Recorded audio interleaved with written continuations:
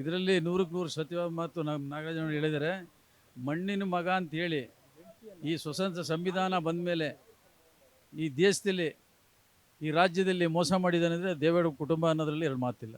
ನಿಜವಾಗ್ಲೂ ರೈತರ ಹೆಸರು ಹೇಳಿ ಅಧಿಕಾರನ ದಹನವನ್ನು ನೀಗಿಸ್ಕೊಳ್ಳೋದ್ರ ಜೊತೆಗೆ ಇಡೀ ರೈತರ ಹೆಸರನ್ನ ಮತ್ತು ಜಾತಿನ ಹೆಚ್ಚು ಬಳಕೆ ಮಾಡಿಕೊಂಡು ವಿನಾಶ ಮಾಡ್ತಾರಂಥ ದೇವೇಗೌಡರು ಕುಟುಂಬ ಈ ರಾಜಕಾರಣದಲ್ಲಿ ಅತಿ ಆಗಬೇಕು ಅನ್ನೋದು ನಮ್ಮ ಉದ್ದೇಶ. ಈ ದೇಶದ ಕಾನೂನು ಒಂದು ಸದೃಢವಾಗಿದೆ ಅಂತ ತೋರ್ಸೋಕ್ಕಾದ್ರೂ ಇವ್ರಿಗೆ ಪ್ರಬಲವಾದಂಥ ಏನು ಶಿಕ್ಷೆ ಇದೆ ಅದನ್ನು ಈ ದೇಶದ ಕಾನೂನು ಕೊಡಬೇಕು. ಯಾಕಂದರೆ ನಾವೇ ಆಯ್ಕೆ ಮಾಡಿದಂಥ ಒಬ್ಬ ಜನಪ್ರತಿನಿಧಿ, ನಾವು ಓಟ್ ಹಾಕಿದ್ದೀವಿ, ನಮ್ಮದೇನೋ ನನ್ನ ಕಷ್ಟಕ್ಕೆ ಕೆಲಸಕ್ಕೆ ಇವರು ಸಹಾಯ ಮಾಡ್ಬೋದು ಅಂತ ಪಾಪ ಮಹಿಳೆಯರು ಹೋಗಿರ್ತಾರೆ.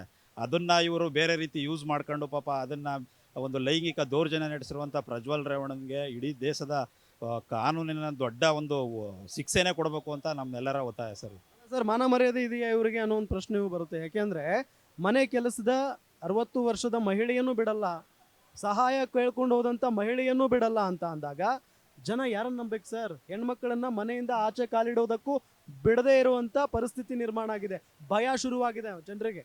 ಈ ಹಾಸನ ಜಿಲ್ಲೆಯಲ್ಲಿ ಆ ರೀತಿಯಾದ ವಾತಾವರಣ ಇತ್ತು ಅಂತ ಕಾರಣದಿಂದನೇ ಇವತ್ತು ಇಡೀ ಕರ್ನಾಟಕದ ಎಲ್ಲ ಜನಪರ ಸಂಘಟನೆಗಳು ಇಲ್ಲಿಯ ಜನಕ್ಕೆ ಧೈರ್ಯ ತುಂಬಕ್ಕೋಸ್ಕರ, ಮಹಿಳೆಯರಿಗೆ, ಜನಸಾಮಾನ್ಯರಿಗೆ ತುಂಬಕ್ಕೋಸ್ಕರ ಈ ರೀತಿಯಿಂದ ಕಾರ್ಯಕ್ರಮ ಹಮ್ಮಿಕೊಂಡು ಮಾಡಿರೋದು.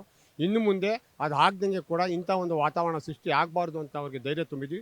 ಮುಂದೊಂದು ದಿನ ಇದೇ ರೀತಿ ಕಾರ್ಯಕ್ರಮದಲ್ಲಿ ಪಾಲ್ಗೊಂಡು ಅವ್ರಿಗೆ ಧೈರ್ಯ ತುಂಬ್ತೀವಿ.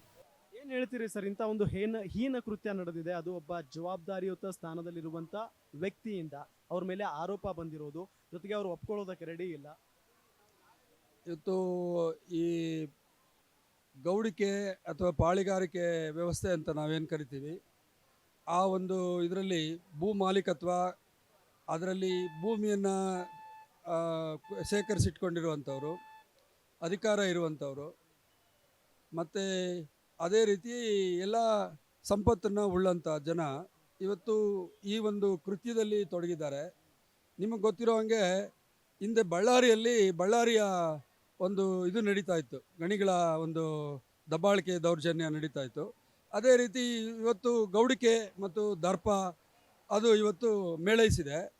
ಆದ್ದರಿಂದ ನಾವು ಹೇಳೋದೇನು ಅಂತ ಹೇಳಿದ್ರೆ, ಈ ಥರದ್ದು ಹೆಣ್ಮಕ್ಳನ್ನು, ಅಸಹಾಯಕ ಹೆಣ್ಮಕ್ಳನ್ನು ಬಳಸ್ಕೊಂಡು ಅವ್ರ ಮೇಲೆ ದೌರ್ಜನ್ಯ ಎಸ್ಕೋದು ಜೊತೆಗೆ ಅದನ್ನು ವಿಡಿಯೋ ಮಾಡಿ ಒಂದು ರೀತಿ ವಿಕೃತಿಯಾಗಿ ನಡ್ಕೊಳ್ಳುವಂಥದ್ದು ಮಾನವ ಇದಲ್ಲ ಅದು. ಆದ್ದರಿಂದ ಇದನ್ನು ನಾವು ಖಂಡಿಸಬೇಕಾಗತ್ತೆ. ಮತ್ತು ಈ ಕುರಿತು ಇವತ್ತು ಹಲವಾರು ಇಲ್ಲಿ ಪ್ರಗತಿಪರ ಸಂಘಟನೆಗಳು ಒಟ್ಟುಗೂಡಿ ರಾಜ್ಯ ಮಟ್ಟದಲ್ಲಿ ಒಂದು ಪ್ರತಿಭಟನಾ ಕಾರ್ಯಕ್ರಮವನ್ನು ನಾವು ಹಮ್ಮಿಕೊಂಡಿದ್ದೀವಿ. ಆದ್ದರಿಂದ ಹಾಸನದ ಜನತೆ ಅವರ ಘನತೆಯನ್ನು, ಗೌರವವನ್ನು ಉಳಿಸ್ಬೇಕು. ನಾವು ಅವರ ಮರ್ಯಾದೆಯನ್ನು ನಾವು ಉಳಿಸ್ಬೇಕಾಗಿದೆ. ಇವತ್ತು ನೊಂದ ಮಹಿಳೆಯರಿಗೆ ಒಂದು ಸಾಂತ್ವನ ಹೇಳೋದ್ರ ಮೂಲಕ ಅವ್ರಿಗೆ ಧೈರ್ಯ ತುಂಬಿ ಸಾಂತ್ವನ ಹೇಳಿ, ನಾವಿದ್ದೀವಿ ನಿಮ್ಮ ಜೊತೆಯಲ್ಲಿ, ಧೈರ್ಯವಾಗಿ ಬಂದು ನೀವು ದೂರನ್ನು ದಾಖಲಿಸಿ ಅವ್ರ ಮೇಲೆ ಇದನ್ನು ನಡೆಸಬೇಕು ಅನ್ನುವಂಥ ಪ್ರಕರಣಕ್ಕೆ ಬಲ ತುಂಬಬೇಕು ಅಂತೇಳಿ ನಾವು ಅವ್ರನ್ನ ಒತ್ತಾಯ ಮಾಡ್ತಾಯಿದ್ದೀವಿ. ಸೊ ಇಲ್ಲಿ ಸಮಾವೇಶದಲ್ಲೂ ಕೂಡ ಕೇಳಿಬಂದಂಥ ಒಬ್ಬರು ಪ್ರಸಿದ್ಧ ಅಡ್ವೊಕೇಟ್ ಬಾಲನ್ ಅಂತೇಳಿ ಅವರು ಒಂದು ಒತ್ತಾಯನ ತಂದಿದ್ದಾರೆ. ತಮಗೆಲ್ಲ ಗೊತ್ತಿರೋ ಹಾಗೆ ಈ ಪ್ರಕರಣದಲ್ಲಿ ನೊಂದ ಮಹಿಳೆಯರಿಗೆ ರಾಜ್ಯ ಮತ್ತು ಕೇಂದ್ರ ಸರ್ಕಾರಗಳು ಸಮಾನವಾಗಿ 50 ಲಕ್ಷ ಪರಿಹಾರನ ಕೊಡಬೇಕು ಅನ್ನುವಂಥ ಒಂದು ಬೇಡಿಕೆಯನ್ನು ಅವರು ಇಟ್ಟಿದ್ದಾರೆ. ಅದನ್ನು ನಾವು ಎಲ್ಲರೂ ಒಪ್ಪಿದ್ದೀವಿ, ಸಮ್ಮತವಾಗಿ ಒಪ್ಪಿದ್ದೀವಿ. ಆದ್ದರಿಂದ ಇದನ್ನು ವಿಚಾರಣೆಯಲ್ಲಿ ಇರುವಂಥ ನೊಂದ ಮಹಿಳೆಯರ ಮೇಲೆ ಪ್ರಭಾವ ಬೀರಿ ಅವರು ಸಾಕ್ಷಿಗಳು ಹೇಳ್ದಂಗೆ ಪ್ರಭಾವ ಬೀರೋ ಸಾಧ್ಯತೆಗಳಿದೆ. ಆದ್ದರಿಂದ ರಾಜ್ಯ ಸರ್ಕಾರ ಮತ್ತು ಕೇಂದ್ರ ಸರ್ಕಾರ ಎರಡು ಮಧ್ಯಪ್ರವೇಶ ಮಾಡಿ ಈ ಪ್ರಕರಣವನ್ನು ಅಂತ್ಯ ಆಡಬೇಕು ಮತ್ತು ಆದಷ್ಟು ಬೇಗ ನ್ಯಾಯ ಸಿಕ್ಕುವಂಗೆ ಮಾಡಬೇಕು ಅನ್ನುವಂಥೇಳಿ ನಮ್ಮ ಒತ್ತಾಯ ಇದೆ. ಇನ್ನೊಂದು ಏನಂದರೆ, ಕೇಂದ್ರ ಸರ್ಕಾರ ನಿಮಗೆ ಗೊತ್ತಿರೋ ಹಾಗೆ ಗುಜರಾತ್ನಲ್ಲಿ ಬಿಲ್ಕಿಸ್ ಬಾನು ಅಂತೇಳಿ ಒಂದು ಘಟನೆ ನಡೀತು. 11 ಜನ ಆರೋಪಿಗಳನ್ನು ಜೈಲಿಗೆ ಹಾಕಿದ್ರು. ಆ 11 ಜನ ಆರೋಪಿಗಳನ್ನು ಕೂಡ ರಿಲೀಸ್ ಮಾಡಿ ಅವರಿಗೆ ಸಿಹಿ ತಿನ್ನಿಸಿ ಅವರನ್ನು ನಿರಪರಾಧಿಗಳು ಅಂಥೇಳಿ ಅವ್ರು ಕರೆದ್ರು. ಕಾರಣ ಇಷ್ಟೇ, ಬ್ರಾಹ್ಮಣರಾದವರು ಅಪರಾಧ ಮಾಡಿದ್ರೆ ಅದನ್ನು ಕ್ಷಮಿಸಬೇಕು ಅಂತೇಳಿ ಮನುಧರ್ಮಶಾಸ್ತ್ರದಲ್ಲಿ ಹೇಳಿದೆ. ಆದ್ದರಿಂದ ಬ್ರಾಹ್ಮಣರು ಈ ಸಮಾಜದಲ್ಲಿ ಏನೇ ತಪ್ಪು ಮಾಡಿದ್ರು ಅದನ್ನು ಕ್ಷಮಿಸಬೇಕು ಅನ್ನುವಂಥ ಕೇಂದ್ರ ಸರ್ಕಾರದ ನೀತಿ ಏನಿದೆ ಅದನ್ನು ನಾವು ಖಂಡಿಸ್ತೀವಿ. ಇವತ್ತು ಮನುಧರ್ಮಶಾಸ್ತ್ರವನ್ನು ಅನುಸರಿಸೋದ್ರ ಮೂಲಕ ಈ ದೇಶದಲ್ಲಿ ಹಿಂದೂ ರಾಷ್ಟ್ರ ತರ್ತೀನಿ ಅಂತೇಳಿ ಹೊರಟಿರುವಂಥ ಮೋದಿ ಸರ್ಕಾರವನ್ನು, ಈ ನೀತಿಯನ್ನು ನಾವು ಉಗ್ರವಾಗಿ ನಾವು ಖಂಡಿಸ್ತೀವಿ. ಅಷ್ಟು ಮಾತ್ರ ಅಲ್ಲ, ಇವತ್ತು ಕುಸ್ತಿಪಟುಗಳು, ಹೆಣ್ಣು ಮಕ್ಕಳು ನಮ್ಮ ಮೇಲೆ ಅನ್ಯಾಯ ಆಗಿದೆ, ದೌರ್ಜನ್ಯ ಆಗಿದೆ ಅಂತೇಳಿ ಕೇಳಿದ್ರು, ಅವ್ರಿಗೂ ಕೂಡ ನ್ಯಾಯ ಸಿಕ್ಕಲಿಲ್ಲ. ಮಣಿಪುರದಲ್ಲಿ ಹೆಣ್ಮಕ್ಳು ಬೆತ್ತಲೆ ಮೆರವಣಿಗೆ ಮಾಡಿದ್ರು. ಇದೇ BJP ಜನ ಅವತ್ತು ಕೂಡ ಈ ರಾಷ್ಟ್ರ ತಲೆ ತಗ್ಸುವಂಥ ಕೆಲಸವನ್ನು BJP ಸರ್ಕಾರ ಮಾಡಿದೆ. ಆದ್ದರಿಂದ ಇವತ್ತು ಏನು ಮಾನವೀಯ ದೃಷ್ಟಿಯಲ್ಲಿ ಇವತ್ತು ಎಲ್ಲ ಮೌಲ್ಯಗಳನ್ನು ಕೇಂದ್ರ ಸರ್ಕಾರ ಕಳ್ಕೊಂಡಿದೆ. ಇದರಲ್ಲೂ ಕೂಡ ಪ್ರಜ್ವಲನನ್ನ ಕೈ ಹಿಡಿದು ಪ್ರಜ್ವಲನಿಗೆ ಓಟ್ ಕೊಡಿ ಅಂತ ಕೇಳಿದವರು ಮೋದಿಯವರು, ಈ ರಾಜ್ಯದ BJP ಸರ್ಕಾರದವರು.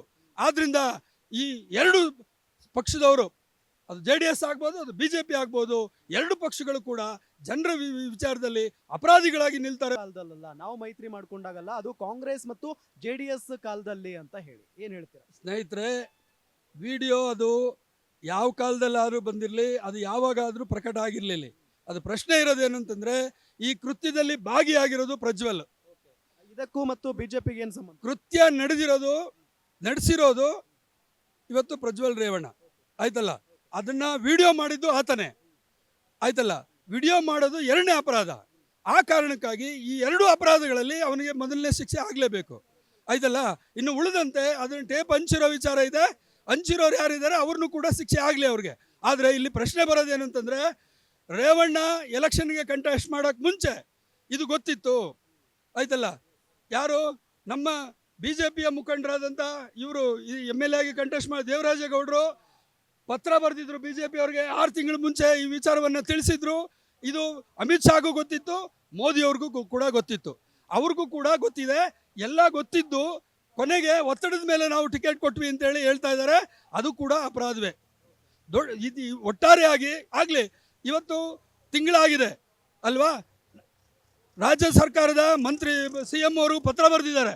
ಪತ್ರ ಬರೆದಿದ್ದಕ್ಕೆ ರಿಪ್ಲೈ ಇಲ್ಲ, ಆಯ್ತಲ್ಲ. ಒಂದು ಕೇಂದ್ರ ಸರ್ಕಾರ ವೀಸಾ ಕೊಟ್ಟ ಮೇಲೆ ಅದನ್ನು ರದ್ದು ಮಾಡೋ ಪವರು ಕೇಂದ್ರ ಸರ್ಕಾರಕ್ಕಿದೆ. ವೀಸಾನ ರದ್ದು ಮಾಡಿ ಅರೆಸ್ಟ್ ಮಾಡಿ ಹೇಳ್ಕೊಂಬರ್ಬೋದಿತ್ತಲ್ಲ. ಇವಾಗ ಕೇಂದ್ರ ಸರ್ಕಾರದ ಪಾಲೇನಿದೆ ಇಲ್ಲಿ? ನಿಗೂಢವಾಗಿ ಸುಮ್ಮನೆ ನಕಾರಾತ್ಮಕವಾಗಿ ಸುಮ್ಮನೆ ಇದೆ ಕೇಂದ್ರ ಸರ್ಕಾರ. ಆದ್ದರಿಂದ ಅದು ರಾಜ್ಯ ಸರ್ಕಾರದ ಹೊಣೆ ಇರಲಿ, ಕೇಂದ್ರ ಸರ್ಕಾರದ ಹೊಣೆ ಇರಲಿ, ಇಬ್ಬರದು ಸಮಾನವಾದ ಹೊಣೆ ಇದೆ. ಆದ್ದರಿಂದ ಜನಗಳ ಮುಂದೆದಲ್ಲಿ ಅಪರಾಧಿಯನ್ನು ಮುಂದೆ ನಿಲ್ಲಿಸಬೇಕು, ಅವನಿಗೆ ಶಿಕ್ಷೆಯನ್ನು ವಿಧಿಸಬೇಕು ಅನ್ನೋದು ನಮ್ಮ ಒತ್ತಾಯ. ಅಲ್ಲ, ಈ ಪ್ರಕರಣ ಒಂದು ಈ ಸಮಾಜನೇ ತಲೆ ತೆಗ್ಸೋವಂಥ ಪ್ರಕರಣ. ಹೆಣ್ಮಕ್ಳು ಇವತ್ತು ಅವ್ರಿಗೆ ನಾವು ಅಧಿಕಾರ ಕೊಟ್ಟು ಅವ್ರ ಹತ್ರ ಕೆಲಸಕ್ಕೆ ಅಂತ ಹೋದಾಗ ಹೆಣ್ಮಕ್ಳನ್ನ ಬಳಸ್ಕೊಳ್ತಾ ಇರ್ತಕ್ಕಂಥ ರೀತಿ ಇದೆಯಲ್ಲ, ಇದು ಎಲ್ಲ ಇಡೀ ಮನುಕುಲವನ್ನೇ ತಲೆ ತೆಗ್ಸೋವಂಥ ಕೆಲಸ. ಇವತ್ತೇನು ಹೋರಾಟಗಾರರು ಇಲ್ಲಿವರೆಗೂ ಕೂಡ ಏನಿವತ್ತು ತಪ್ಪಿಸ್ಕೊಂಡಿದ್ದಾರೆ, ಪ್ರಧಾನಿ ಪ್ರತಿಷ್ಠಿತ ಮನೆತನದವನು ಅನ್ನೋ ದಿಟ್ಟತನದಿಂದ ಈ ಹೆಣ್ಮಕ್ಳನ್ನ ಬಳಸ್ಕೊಂಡಿದ್ದಾರಲ್ಲ, ಇದು ಬಳಸ್ಕೊಂಡ್ರೆ ಇನ್ನು ಮುಂದೆ ಯಾವ ಪ್ರತಿಷ್ಠಿತರಿಗೂ ಕೂಡ ಶಿಕ್ಷೆ ಇದೆ, ಈ ಶಿಕ್ಷೆಯಿಂದ ನಾವು ಹೊರಗೆ ಬರೋಕ್ಕಾಗಲ್ಲ ಅನ್ನೋ ಇದನ್ನು ಈ ಸರ್ಕಾರಗಳು ಕೊಡಲೇಬೇಕು. ಇಲ್ಲ ಅಂದರೆ ನಾವು ಪ್ರತಿಷ್ಠಿತರು, ದುಡ್ಡಿರೋರು, ನಾವು ಬದುಕು ಬರಲೋ ರಾಜಾರಷ್ಟಾಗಿ ಅಂತ ಹೇಳ್ತಾರಲ್ಲ. ನಿಜವಾಗೂ ನನಗನ್ನಿಸ್ತಾ ಇದೆ, ಏನಾದರೂ ಆಗಿದ್ರೆ ನಾವೊಂದು ಆ ಜಾಗದಲ್ಲಿದ್ದರೆ ಆತ್ಮಹತ್ಯೆ ಮಾಡ್ಕೊಂಡು ಸತ್ತೋಗ್ಬಿಡ್ತಿದ್ವೇನೋ. ನಾನು ಈ ರೀತಿ ಪ್ರಕರಣ ಮಾಡಿಬಿಟ್ಟಿದ್ದೀನಿ, ಹೆಂಗೆ ತಲೆ ಎತ್ತಿ ಓಡಾಡಲಿ ಅಂತ. ಇವತ್ತೇನಾದರೂ MP ಆಗಿ ಗೆಲ್ತೀನಿ ಅನ್ನೋದೇನಾದರೂ ಗೆಲ್ಲಿಸಿದ್ರೆ ಈ ಜನ ನಿಜವಾಗ್ಲೂ ಮೂರ್ಖರು. ಆ ಜಾಗಕ್ಕೂ ಕೂಡ ಅವರು ರಿಸೈನ್ ಮಾಡಬೇಕು, ನೈತಿಕ ಹೊಣೆ ಹೊತ್ತಿ. ಇಲ್ಲ ಅಂದರೆ ಇನ್ನು ಮುಂದೆ ಒಬ್ಬ MP ಆಗಿ ಈ ಒಂದು ಕ್ಷೇತ್ರದಲ್ಲಿ ಕೆಲಸ ಮಾಡೋಕ್ಕೆ ನಾಚಿಕೆ ಆಗಬೇಕು. ಅದರಿಂದ ನಾವು ಕೇಳೋದಿಷ್ಟೇ, ಯಾವ ಹೆಣ್ಣುಮಕ್ಕಳು ನೀವು ನಾಚಿಕೆ ಪಡಬೇಡಿ.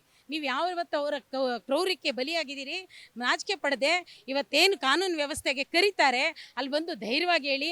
ನೀವು ಆ ಮನೆಯವ್ರು ಏನಿದ್ದೀರಿ, ಅಣ್ಣ ತಮ್ಮಂದಿರೋ ಅಕ್ಕಂದಿರೋ ಇಲ್ಲ ಗಂಡ ಫ್ಯಾಮಿಲಿ ಏನಿದ್ದೀರಿ, ಹೌದು ಇಂಥ ದೌರ್ಜನ್ಯಕರನ್ನು ಶಿಕ್ಷಿಸಬೇಕು ಅಂದರೆ ನಮ್ಮ ಮನೆಯವರು ಹೋಗಿ ಅಲ್ಲಿ ಹೇಳಬೇಕು, ಯಾವುದೇ ಒತ್ತಡಕ್ಕೆ ಮಣಿಬಾರ್ದು ಅನ್ನೋ ಇದನ್ನು ನೀವೆಲ್ಲರೂ ಕೂಡ ಬೆಳೆಸ್ಕೊಳ್ರಿ ಅಂತ ಈ ಮುಖಾಂತರ ಆ ಮನೆಯವರಿಗೆ, ಆ ಸಂತ್ರಸ್ತರಿಗೆ ಮತ್ತು ಈ ಕಾನೂನು ವ್ಯವಸ್ಥೆ ಏನಿವತ್ತು ಕೇಂದ್ರ ರಾಜ್ಯ ಸರ್ಕಾರಗಳ ವ್ಯವಸ್ಥೆ ಏನಿದೆ ಅವ್ರನ್ನ ಬಂಧಿಸಬೇಕು. ಯಾವುದೇ ಹೆಣ್ಣು ಮಕ್ಕಳು ಇವತ್ತು ಹೆಣ್ಮಕ್ಳಿಗೆ ರಕ್ಷಣೆ ಕಾನೂನಿದೆ, ಎಲ್ಲಿದೆ? ದಿನ ಬೆಳಗ್ಗೆ ಆದರೆ ಹತ್ಯೆಗಳಾಗ್ತಾ ಇದ್ದಾವೆ, ದಿನ ಬೆಳಗ್ಗೆ ಆದರೆ ಕೊಲೆಗಳಾಗ್ತಾ ಇದ್ದಾವೆ, ಹೆಣ್ಮಕ್ಕಳನ್ನು ನಿರ್ದಾಕ್ಷಿಣ್ಯವಾಗಿ ಕೊಲೆ ಮಾಡ್ತಾ ಇದ್ದಾರೆ. ಇದನ್ನು ಜನರಿಗೆ ಕೊಟ್ಟು ಜನರಿಂದ ಓಡಿಸ್ಬೇಕು, ಆಗ ಅವರಿಗೆ ಭಯ ಬರುತ್ತೆ. ಕಾನೂನಿನ ಚೌಕಟ್ಟೊಳಗಡೆ ಹೋಗಿ ಬೇಲ್ ತಗೊಂಡು ರಾಜಾರೋಷವಾಗಿ ಓಡಾಡುವಂಥ ವ್ಯವಸ್ಥೆನ ತಪ್ಪಿಸಿದ್ರೆ ಆಗ ಏನಾದರೂ ಈ ಜನರಿಗೆ ಇದಾಗತ್ತೆ. ಹೆಣ್ಮಕ್ಳನ್ನ ಭೋಗ ವಸ್ತುಗಳಾಗಲ್ಲ. ನಾವು ಹೆಣ್ಮಕ್ಳೇ ಗಂಡು ಮಕ್ಕಳನ್ನ ಹೆತ್ತಿರೋರು. ಆ ಹೆತ್ತ ತಾಯಿ ತಂಗಿ ಎಲ್ಲರನ್ನೂ ಬಿಟ್ಟು ನೀನು ಏನು ಹೇಳ್ತಿದ್ಯೋ ಅದನ್ನೆಲ್ಲ ಚಿತ್ರೀಕರಿಸಿ ಇಟ್ಕೊಂಡಿದ್ದಕ್ಕೆ ಅವ್ನು ಯಾರೋ ಬಿಟ್ಟಿದ್ದಾನೆ. ಅವ್ನು ಬಿಟ್ಟವನಿಗೂ ಆಗಬೇಕು, ಮಾಡಿದವನಿಗೂ ಶಿಕ್ಷೆ ಆಗಬೇಕು. ಈ ಒಂದು ವ್ಯವಸ್ಥೆ ಇದೆಯಲ್ಲ, ಈ ಪಾಳೆಗಾರಿಕೆ ವ್ಯವಸ್ಥೆ, ದುಡ್ಡಿನ ಮದ, ಅಧಿಕಾರದ ಮದ ಇದೆಯಲ್ಲ, ಈ ಮದದಿಂದ ಏನೂ ನಡೆಯಲ್ಲ ಅನ್ನೋದು ಈ ಕಾನೂನು ತೋರ್ಪಡಿಸ್ಕೊಡ್ಬೇಕು ಅಂತ ಕೇಳ್ಕೊಂತೀನಿ.